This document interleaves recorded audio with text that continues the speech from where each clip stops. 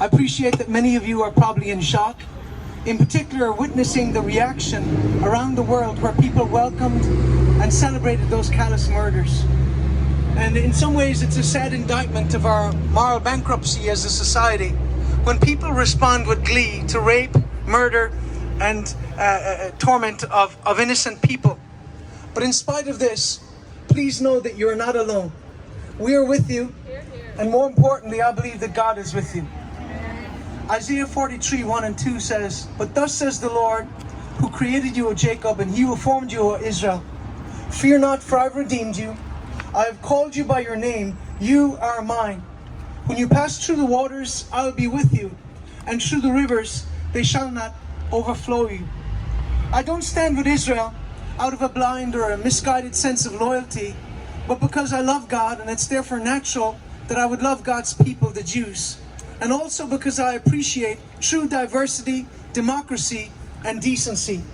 Diversity because Israel is a nation where Christian, Jew, Muslim, atheist, and everyone in between have equal rights, can worship freely, and live at peace with each other in spite of their differences. And in a world as divided and polarized as ours, surely this is a good thing. And while we may not always agree, we don't have to attack, malign, cancel, or try to destroy or kill each other. The problem with our modern world is we say diversity, but we mean conformity. But surely Israel is a nation that truly aspires to include and empower all of its citizens in spite of its diverse religious and cultural landscape. For you see both Arabs and Jews in positions of authority in Israel.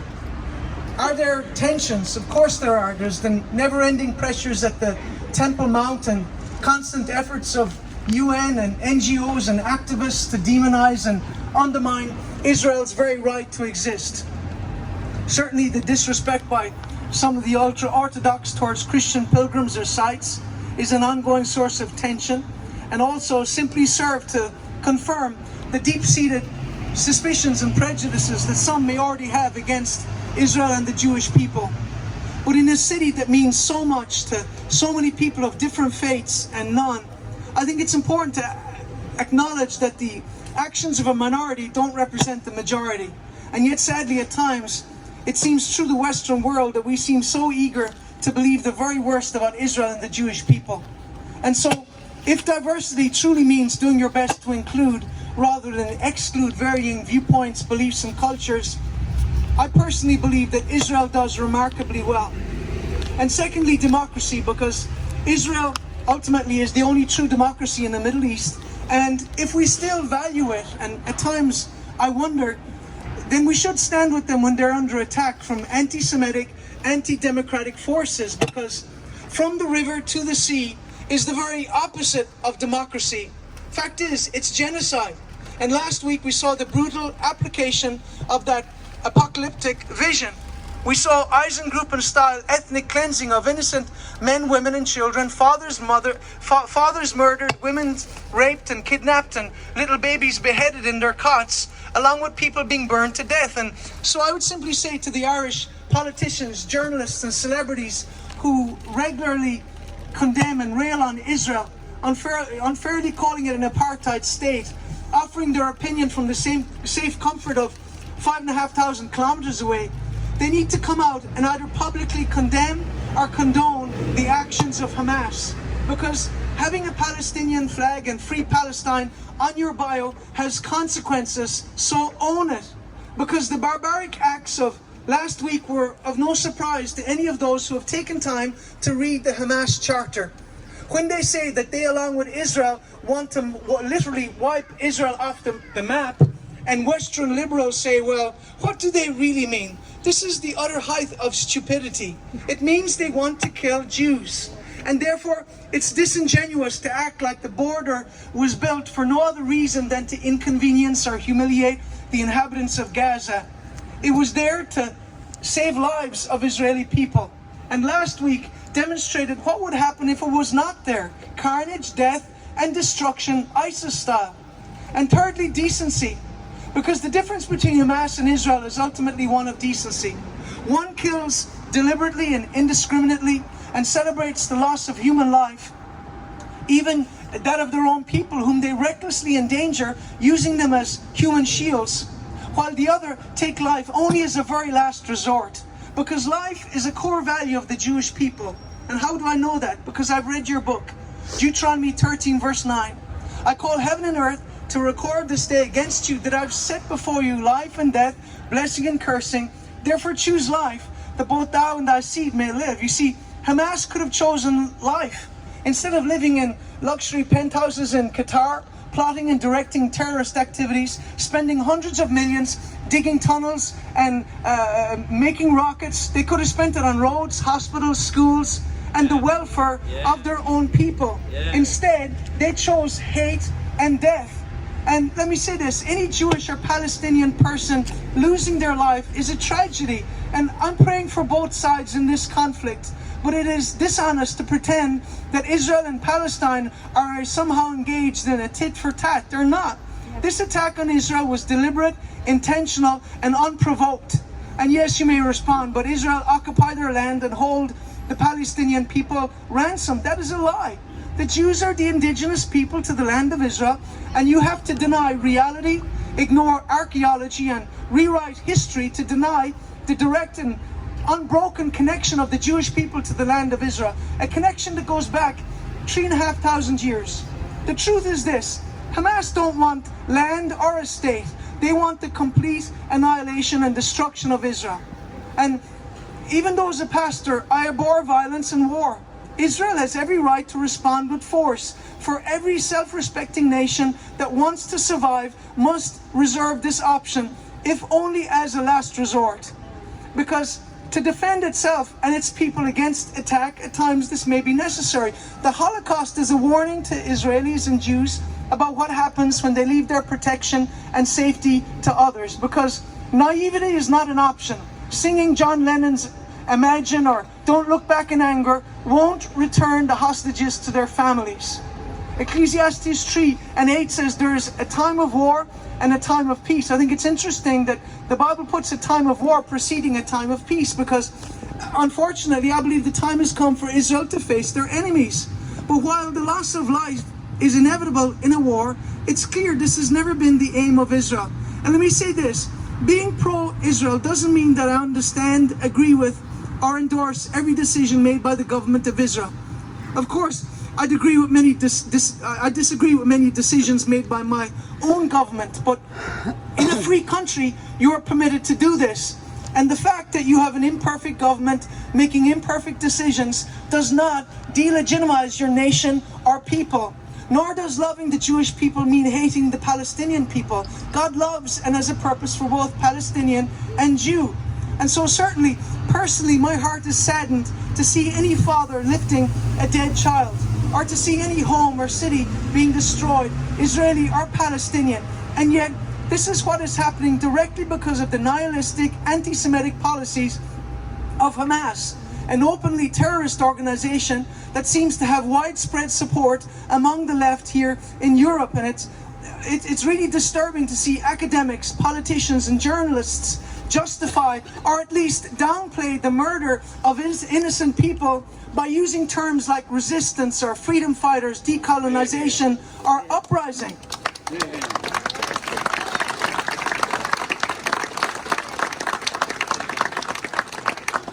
York University in the United States, their student union this week made a statement saying resistance against colonial violence is justified and necessary. I mean, justified and necessary. Look at what happened last Saturday. Murder is murder, no matter what euphemisms you use. And just because someone is wearing an Israeli soldier's uniform doesn't make them a legitimate target to murder, rape, or kidnap. It is evil. And we need to call it what it is, because that is somebody's father, or mother, or son, or daughter. And again, let me say this, as we stand outside the door, if you are an elected representative or journalist who can't condemn this brutality, then you need to resign.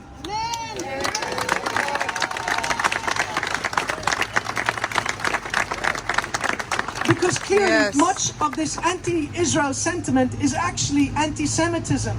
BDS and anti-Zionism is simply a flag of convenience for people to express their hatred of Jews in a politically correct manner. And so I'm a pastor, and I unapologetically look at life through the lens of faith, freedom, and family. Faith is my foundation, and so much of what I believe, love, and live by has come to me through the Jewish people. And I'm forever grateful that to the Jew was committed the oracles of God. As a Christian, I feel a certain affinity with and love for the Jewish people and the nation of Israel. And the Bible commands me in Psalm 122, pray for the peace of Jerusalem. And by implication, if we must pray for Jerusalem, we must also pray for the nation and people that have claimed Jerusalem as their capital for the last 3,000 years. Freedom is a sacred gift, purchased in blood by previous generations, and yet its light can be extinguished if we choose to neglect it because of laziness, cowardice, or stupidity. Martin Luther King Jr. said, there comes a time when silence is betrayal. Western nations that choose to ignore the crowds of its citizens chanting death to Israel and gas the Jews, celebrating the brutal murder of innocent people, are betraying the very values they say they stand for. And so I'm here speaking up for Israel because I must. Because our silence in the Western world in the face of growing anti-Semitic hate is an indication of our failure to stand up for what is right and good. And to ignore the plight of Israelis is a betrayal of our own fundamental values and is an indication, and a clear indication, of our cowardice and moral bankruptcy. Israel is as ever the canary in the coal mine. People celebrating in the streets of our cities is a warning that we have lost our way. Faith, freedom, and lastly, family. I'm a husband, happily married for 24 years. Hopefully my wife feels the same way, but I sometimes think she got the short end of the stick. But I'm the father of 5 beautiful little children. Family is everything. It's a tremendous privilege to be a parent, and like many parents, I have deep concern about the world our children are growing up in. As a father of 2 girls, I have an image of 2 young ladies burned forever in my mind, and I believe it'll be there till my dying day. One young girl thrown half naked in the back of a pickup with her legs broken, and another dragged out of the boot of a car, clearly having been sexually assaulted. I can't unsee that. Those images haunt me. I think every father and mother saw their very worst nightmare in that moment, and that is why I have to stand here today. Ecclesiastes 3:7 says, there's a time to be silent and a time to speak. Let me say this, the time for us to speak has come.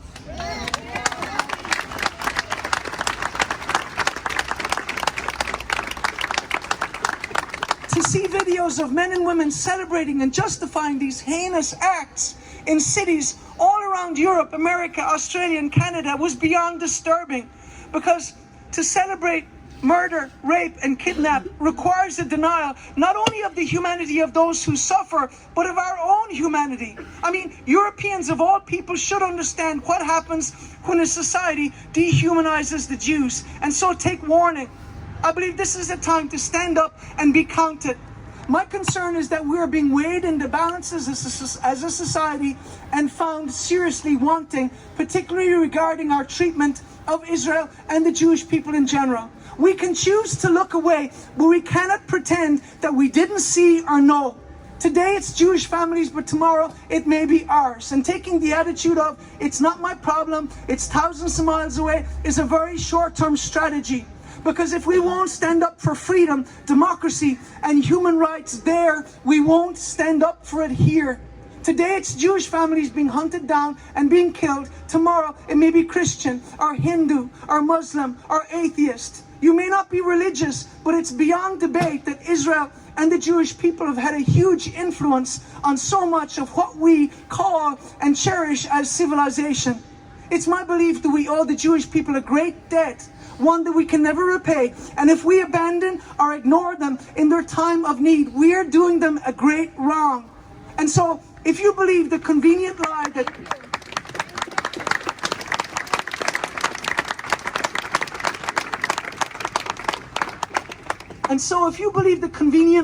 Jewish people have no right to live in the land of Israel, a land that they're indigenous to, with a connection that goes back thousands of years, confirmed by history, archaeology, and the Bible, It is a lie that may be used against you later on down the road. Who is to say that your children may be thrown off their land? Because once you accept the proposition that certain people are unworthy to live in certain areas because of their ethnicity or nationality, genocide or ethnic cleansing becomes an automatic possibility.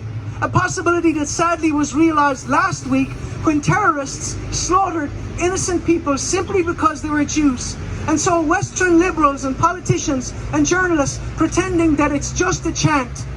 The line, Palestine will be free, means free of Jews by literally all means necessary, but they will fail. Fascists always do.